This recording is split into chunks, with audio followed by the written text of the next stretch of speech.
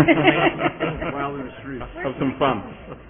I have a question here. Never in the history of the Academy Awards has a movie about Hollywood won Best Picture. This is only the second time in Globe history that a movie about... one has at the Globe, with Sunset Boulevard. What do you think Hollywood has against movies about itself? I don't know if they do have anything against. You want to speak? Go ahead, Marty. Yeah, I think it's because it's very difficult to do and get it right, and Marty got it right. And this is 6 years of gestation on this picture. And I'd probably also add that when we started in 1998, when Leo proposed this idea, there were, I think, 8 other Howard Hughes movies in development, all racing towards, because there would only ever be one that was actually get made. And but characterizing Hollywood and what that was, and all the small detail that accumulates, this is what Marty did, and this is why the picture has that truth-telling style and has that veracity and believability, and you really feel you're there. And so, maybe that hasn't happened on some of the others, except I'm thinking of what the Big Knife was. Big Knife? Big Knife was great, Is there any part of Howard Hughes' life that you left out that you just felt like, this is not going to be, the public's not going to, I don't want to show this to them? I don't think so. I mean, as I say, it's Michael and Leo, and they developed all this, and John Logan, of course, and so I had always shied away from any projects about Howard Hughes because there were so many projects about him, and I was born in 1942, so I just remember the Howard Hughes later on as the eccentric and the recluse and mysterious figure, which is interesting, very interesting. But I was very surprised.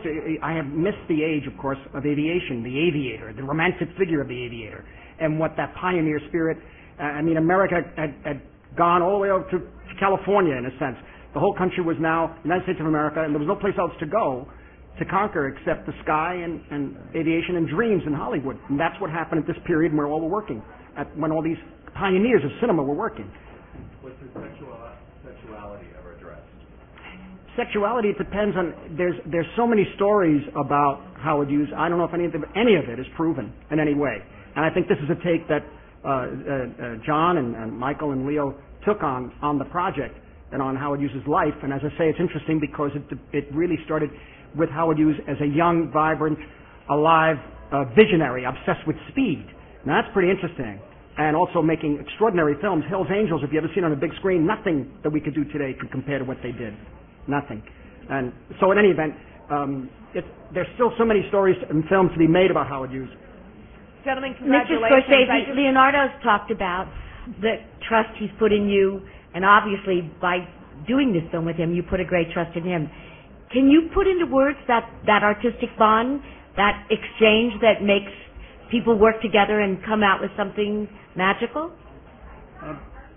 I don't know if I could put it into words. I think you could see it in the work. It started on Gangs of New York, really, and in a funny way, this film is sort of a completion of a cycle, in a way. It's the past 9, I don't know, how many years has it been? 6 years or so, I think, with Graham and Leo and Harvey and everybody, and 2 films about America, in a way. And we just got to, I don't feel really, that we kind of understood each other, even though I'm 32 years older than him, as we were working together on Gangs, and then when they brought this project to me, and I like his take on things, and I like his sensibility a great deal, and we tend to trust each other that way, and I hope it continues. Gentlemen, congratulations. And I'm sure you've been asked this a million times, I just was curious what you think Howard Hughes would say about The Aviator.